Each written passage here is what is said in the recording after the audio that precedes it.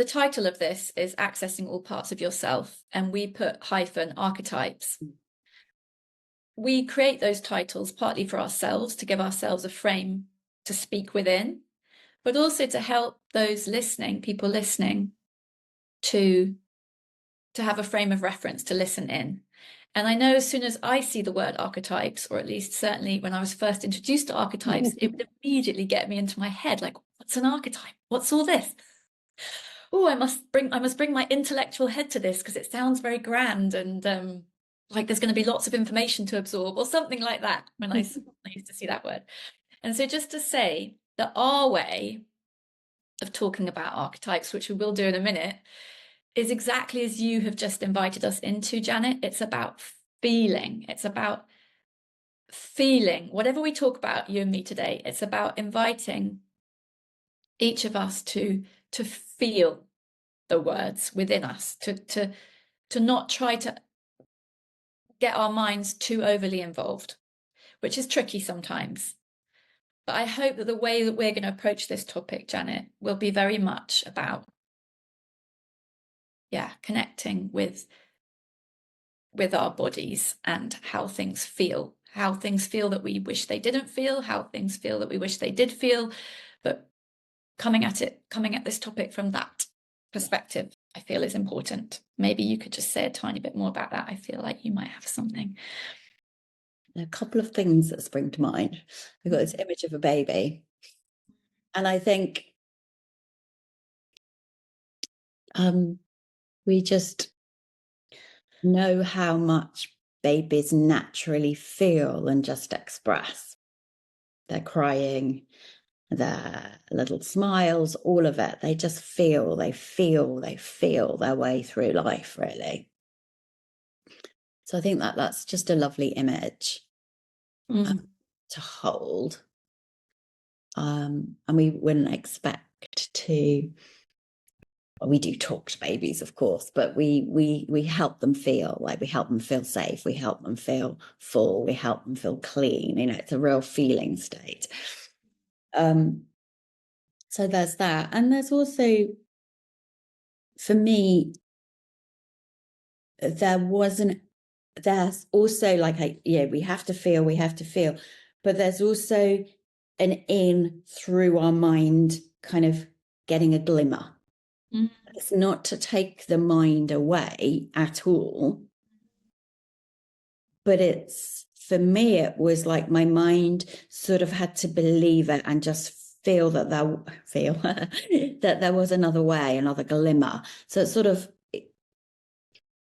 if you are experiencing, what do they mean? I don't get it. I can't feel it. That's equally perfect too. Sometimes that can kind of create that rub inside that we need to get there. Yeah. So, yeah. But I think ultimately that can be the way in. But to embody these archetypes and for them to guide and lead us, lovers, help us in our lives, they have to be felt. Yeah.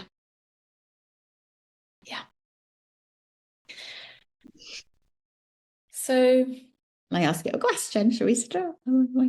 I was just wondering, what did it feel like to be Kate, to live? And I suppose for those people who don't necessarily know, you've got 3 relatively young children.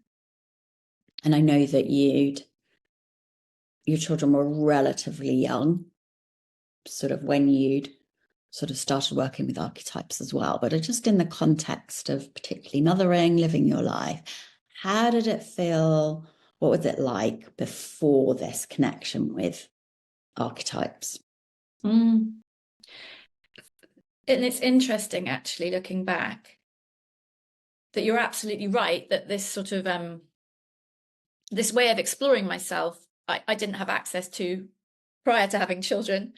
And so when I look back on my 20s, I can really see how challenging life was when I didn't have this way of understanding and exploring my internal world, which I do now. And so when I'm speaking about how it used to feel, it includes all of that part of my life as well, not just the having children bit, which for me happened in my 30s.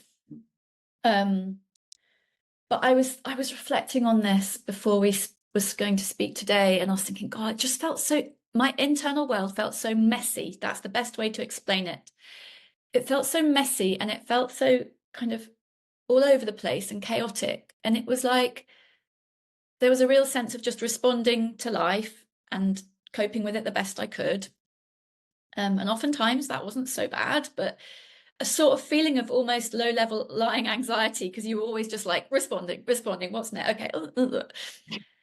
And so the best way to explain the feeling of that was kind of messy.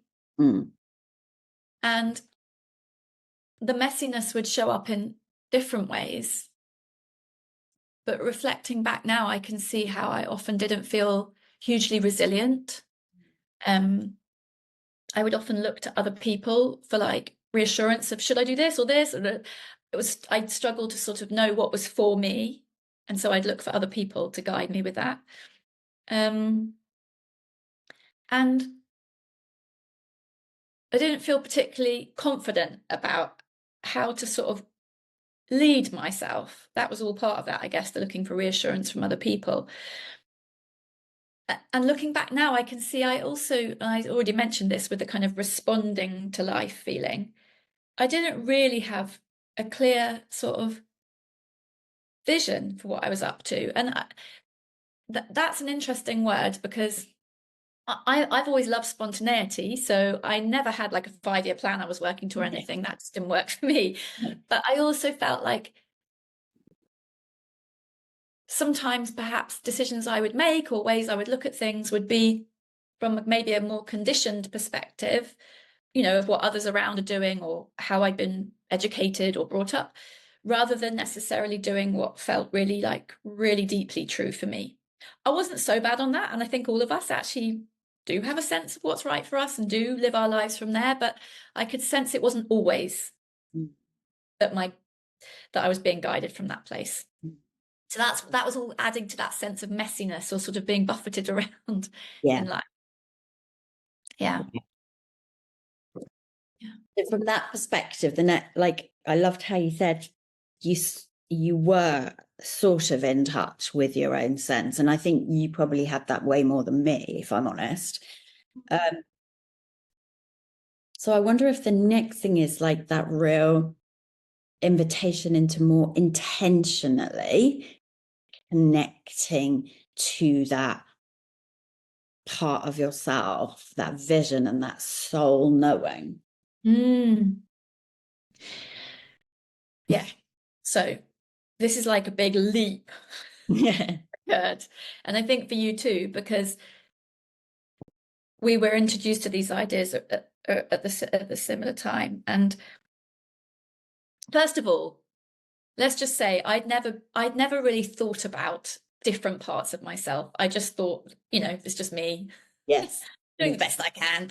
And I found it so unbelievably helpful to be introduced to this idea of the different archetypes that may be like at play within me at any one time, or activated within me, or that I was embodying at any one time. And I mean, that in itself just blew my mind, because I was like, wow, that's so interesting. Even just taking some of the basic archetypes that there are, I could see, sometimes I'm playing the sister, sometimes I'm playing the mother, sometimes I'm playing the girlfriend. I just started to see, wow, there's all these different characters inside of me who I, quite naturally and quite rightly are embodying at different points during the day. There's also like the athlete or the warrior who kind of gets on with life and really goes out there and does things. And I found that such a fun and enlightening way to begin to think about myself, my psyche, my being, that it was made up of all these different parts. And again, this is one way of looking at it. But for me, I just found that really helpful to start almost sorting through some of that messy feeling. Okay, right, okay. there's different people at play here within me. I don't know whether you want to express how it felt to you to be introduced to that idea.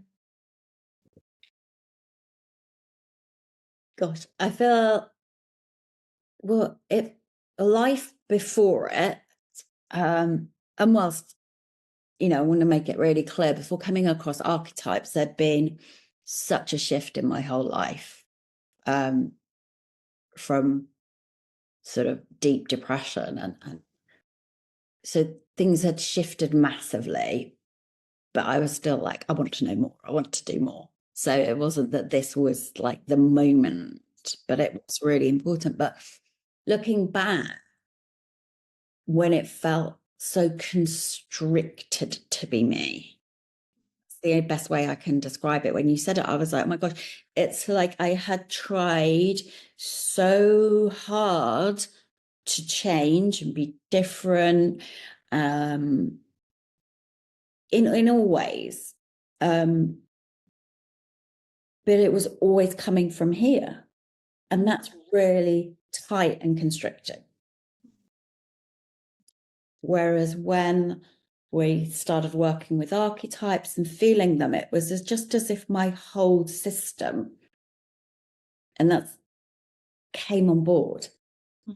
I mean, you described it really beautifully with these characters, but it was just like, oh, I've kind of got more energy in me than I ever thought. There's more possibilities in me than anyone's ever showed me before. Yes. I think that it was like, oh my gosh, I'm not just me. Because all the time it's when we're, and I think it's, for me, it's so incredibly important to keep remembering and just keep saying is, our minds are not the way to change. They're part of it. We're not dismissing it, but it was that waking up that there was something else. There was more parts of me, more characters as you, more energy. Does that make sense? Yeah, no, it really does. It really does. When you said the word energy, I was like, okay, wow. Because there was one particular archetype that really helped that sense of sort of power or energy come online for me, which I think we're going to go on and talk about today. But just to say yes, when you said the word energy, I was like, wow, yeah, I really hear that. So yes, okay. So I think if we just take a moment to, as best we can, summarize what we've shared, and then sort of go to the next bit. I think that could be really helpful, because I know, like, we need to feel this, we need to feel it, but also our minds kind of need to settle a little bit to hear it. So if we were just to take a pause and say, we've got this lack of connection to parts of ourselves. Would that feel your lack of connection to these archetypes? yeah, and so innocently. Yes. Because it just wasn't a way that ever I learned to get to know myself. I just, yeah, it was just not. It wasn't even the lack of connection in my mind, because it wasn't even a thing that I could be connected to. So just to say that. Yeah. I love that, because one of the key gifts of the Cherished Mother is grace and love and balm. So no wrong making of ourselves or anyone else. So yes, we didn't know. But what it looks like is lack of resilience, collapsing, big one for me. Lack of confidence. and that creating that need for reassurance, looking outside, how do I do this? What do I need? And just focusing out there. Yeah. Is there anything else from a really practical level? I just thought it was interesting when you say the word collapse. There's also the other extreme that sometimes it would portray itself or express itself in a kind of I would be like the opposite of collapsing. I'd be overly controlling, overly like tyrannical, overly trying to get a grip on the mess. Yeah. Yeah. So just to say it's both of those, yeah, collapsing and kind of almost. Yeah. Yeah. Oh, yes. Yes, a lot of rage, a lot of anger. Yes. Yeah. Yeah. And you can see that playing out with you know, with so much love and so much balm and so much grace. It plays out in that I just need to, if I could be more this, those sorts of mental loops. When I've got control of this, we just need another holiday. We just need to, like, all of those mental loops that will play out are that opposite end of collapse. Yeah. Yeah. And just to really honor that those will be played out in the world that we live, when they will feel like the right answers because of everything outside of ourselves. Everything that we read, potentially, everything that we've been taught will reinforce that view that we just need to be different. We just need to control more. We need to buy more. We need to do more. Again, with no wrong making. Anyone. Okay. Yeah. So as best we can do here and now,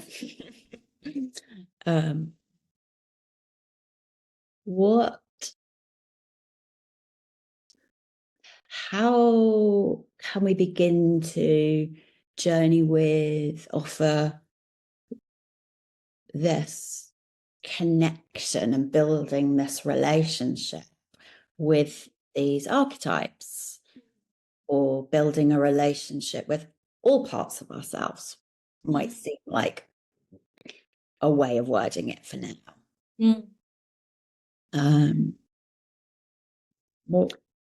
What feels good to just sort of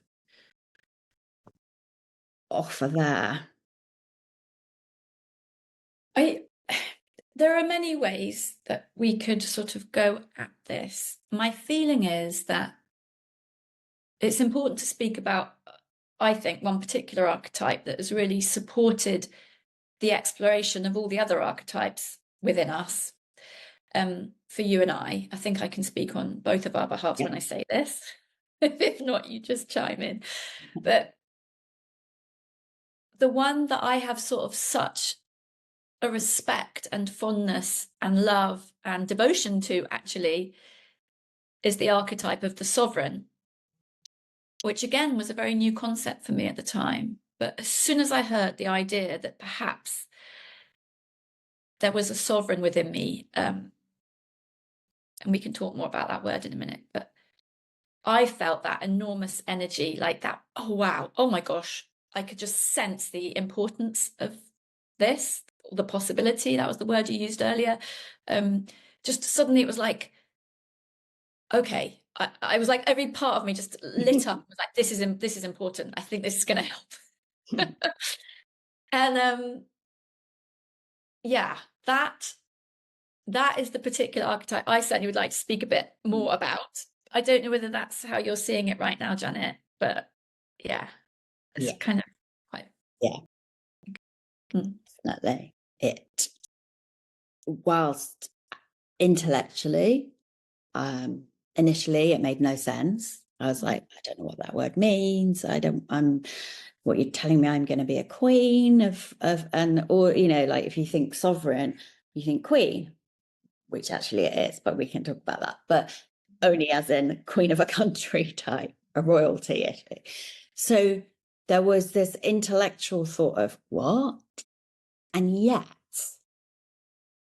there was this part of me that was so excited, so lit up, use that word, and so almost like, tell me more, tell me more, tell me more. I want to know more. Wow. And in a way that I had never felt and experienced before. It felt so the opposite of everything I'd ever heard, which was cope more, manage more. If you just get a handle on your stress, or if you just thought differently, you would be okay. This sort of seemed to widen all of that. Looking back, is still constricted, really tight, and like knotted. Whereas there was this sort of opening of, oh my gosh, really, really, could I? Are you sure? Tell me more. And I just kept approaching it like with that energy of tell me more, tell me more, tell me more. And that of itself just felt softer. It was almost like the word invited me into a softer perspective on life. And yet it offered me so much more than that. It's like, yeah. It's so interesting because to some people, and even to my mind, sometimes the word sovereign or the word queen can sound not that soft. So that's so interesting that it had that impact on you. Yeah.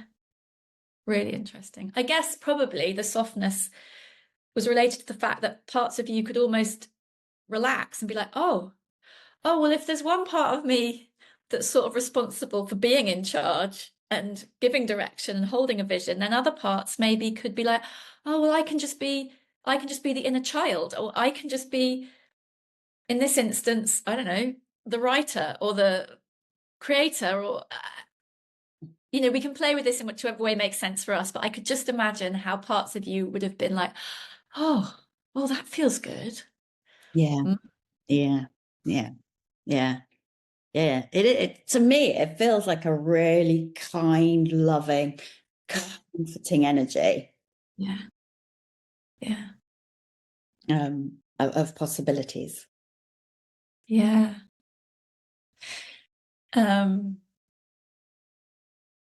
And it also for me felt really, is this light very bright? It's kind of cute. Okay. No, that cute. It's about the light coming. I've got the blind down, but it's really bright sun right now. No, it's really kind of quite nice. You've got like these really remarkable light shades on you. I kind of like it. Okay, It'll look dreadful on the video, but the word that came for me when you were just talking about that softness was that when I started hearing about the sovereign art, the word creativity it felt like a really creative energy as well. It's like, oh wow, like a really intentional. Because I told you at the beginning about how it used to feel like kind of messy inside of me, and like this kind of, oh, got to respond, like just got to react to what's coming. And it felt like, oh wow, a sovereign is intentional. A sovereign has a vision. A sovereign kind of what's the word? Like rules over her realm, with love and grace. And I was like, oh, I like the idea of being that sovereign, or at least getting to know her, and seeing how we could create together. But that's what came for me that felt so good. I think a sense of, it wasn't like I was a sense of control, but a sense of, okay, there could be order, there could be vision, there could be intentionality here available, which hadn't been there. Fun play. What's that? Fun and play as well. Yes. Yeah. All of that. All of it. All of it. Okay. Yeah. So if who knows, if we've sort of spoken to as best we can, and we will keep diving into and keep offering more conversations around that, because even though we need to feel it, like we're humans and we need conversation around it too.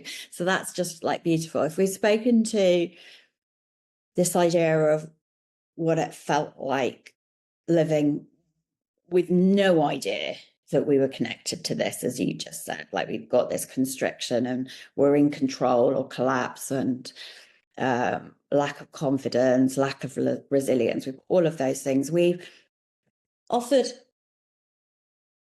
a invitation into what working with a sovereign archetype can offer us very briefly. And we know that there's way more to that. And you talked just a minute ago, you mentioned building a relationship, I think. You said something around there, like connecting to it, building this relationship. And I think it is really, really important to be honest about that, is whilst, and of course, like we can say, oh, I felt that, I felt this softness, and then the next day I was perfect.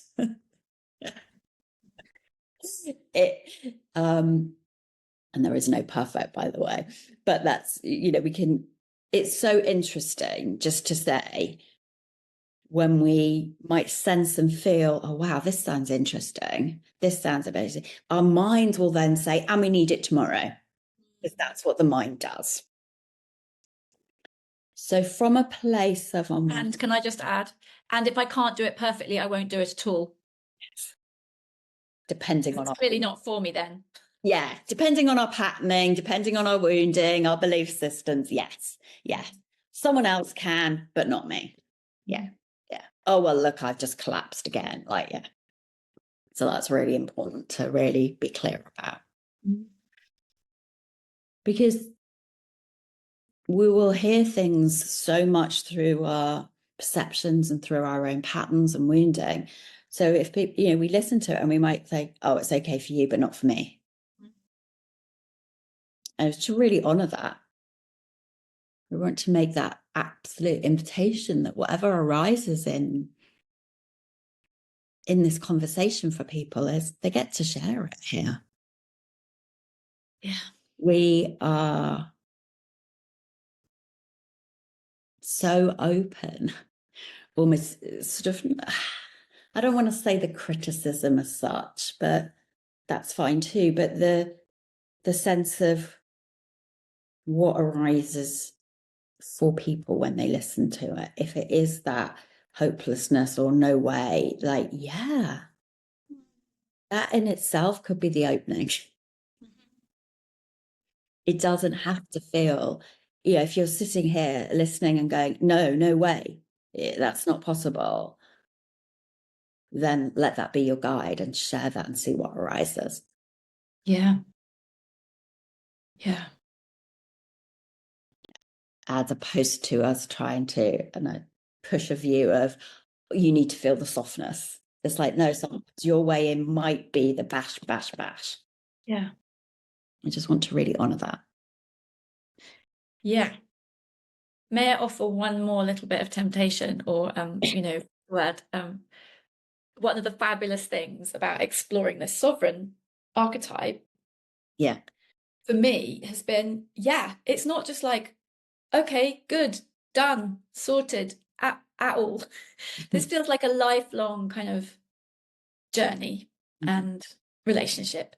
But the beautiful thing about having some connection to that part of me is that I'm noticing that when I do potentially fall back into a pattern or come across something challenging for whatever reason, as life is, that part of me is becoming such a wonderful kind of anchor or root who can just hold the other bits of me that might be freaking out or need some extra tending or need some extra direction or be reminded of the vision or whatever it is. That part, that's why I have such a fondness and a devotion to the sovereign aspect in me and in others, because it just holds so many of the keys to how to feel more of how we want to feel and how to go about life, perhaps in more of the way we'd love to go about life, including like more resilient and with more direction and with more love and with more softness and all of those things. And that's for each of us to do our own exploration of how the sovereign is for us and how the sovereign can support us. But just to say, just to throw that there, because it's almost like both and at the same time. Like there can be this exploration of the sovereign, whilst there can also be all of the resistance and all of the, as you say, the patterning, the wounding coming up. But it's, and it's not for everybody. But if anything we've said has piqued your interest, it can be a beautiful both happening at the same time. Exploration. Yes. Yeah, definitely. Which is very much actually what goes on in the Cherished Mother Way. Yes. Yes. For example. Yes. Yes. And one of the things that really offered me was having a vision whilst I wasn't there with it, but this sort of vision of being this sovereign queen, more feeling more like me would be the easiest way of putting it. And knowing what worked for me and what didn't work is that sort of possibility, that vision could hold me through the healing that needed to take place to come up. Yeah. And still does. Yeah. There comes a point where it's more there than not, but this isn't about creating a perfect person who's always perfect. So I love what you said there, but it's like a vision and the healing, a vision and the healing, a vision and the healing. Yeah.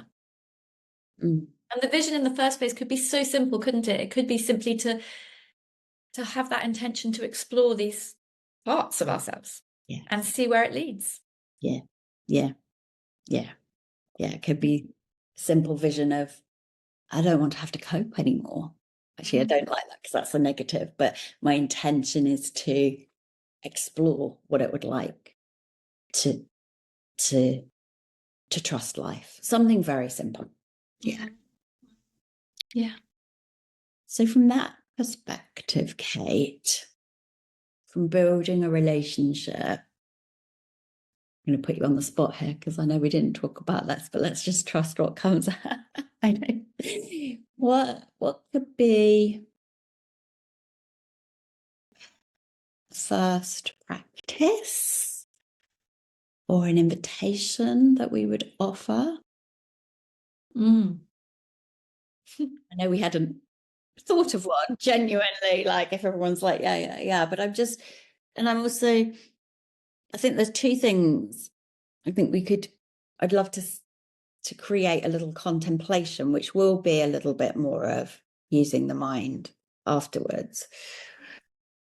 But from a feeling perspective and a connection perspective, just a gentle thought of getting in touch with that place in us that does know and does sense that we might want to feel, behave, to experience life in just a slightly different way. No massive thing. What could we offer as a first little step to build that relationship for someone?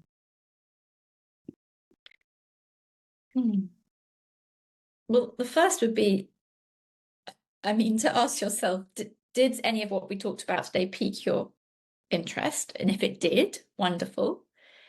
And it could be,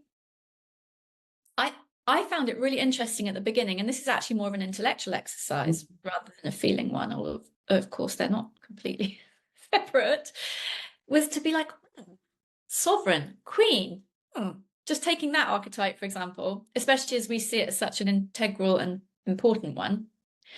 What does that bring up for me? And do I like the idea of that? And is that even something that I like? I don't know, just to really play with that, because for me, my vision of the sovereign was always just Queen Elizabeth. That's who I grew up with, as England or in Britain, and just to like be quite playful about it, and actually to look at, well, when I've ever known sovereigns, or whenever I think of a king or a queen, what qualities do I feel that they have? And a lot of it was like tyrannical, warring, and just to really just run wild. And then there's also types of kings and queens I could think of, like in fantasy worlds and things, in films, where they've been really benevolent and loving and wise, and just to explore that. So not even looking at myself in that instance, but just looking at the idea of this archetype was really a fun exploration for me. And then as you were talking, I was thinking, Janet, and Another interesting inquiry or contemplation is, if I did have a sovereign on the throne in my life who was in charge of my realm, how might life be different than it is now? Like, again, no pressure, but like, is that something that could be serving to have in my life? Those kinds of questions or inquiries can be fun. Don't know if you have anything that's sort of more feelingy. Well, as I've always, you said I think it's really, really important to say we talk about the mind and feeling as if they're separate, but they're not. It's all one. So I think that's really, really, really important. I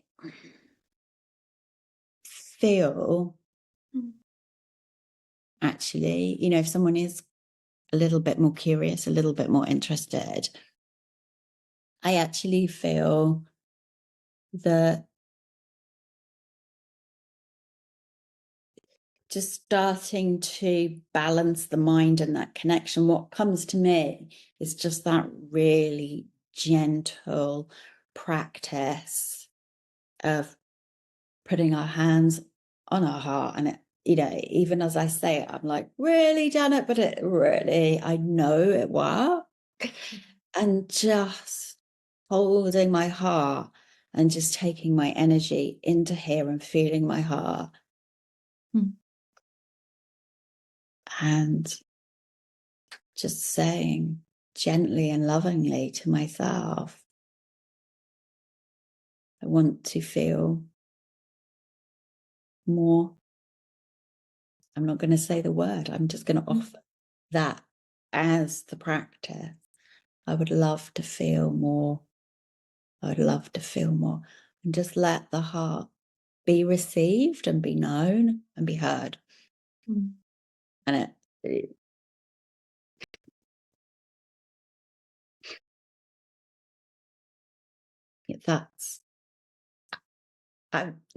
that is the part of the start to building that relationship. Through the heart, through the knowing, and just trust what arises.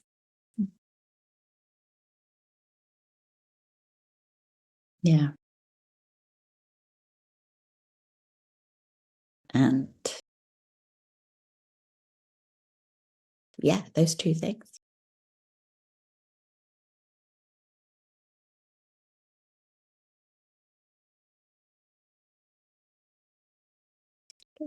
Anything else, Kate?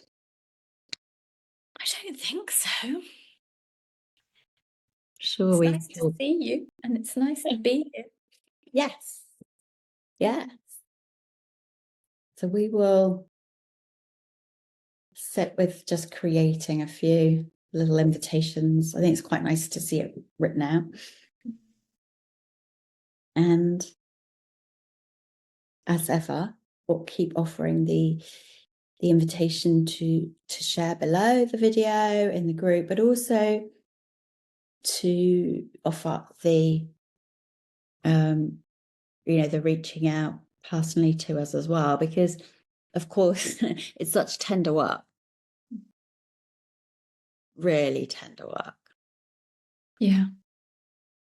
And that is like, even though, like I said, put your hands on your heart and feeling that can really feel too much, and it can feel really painful and really tender.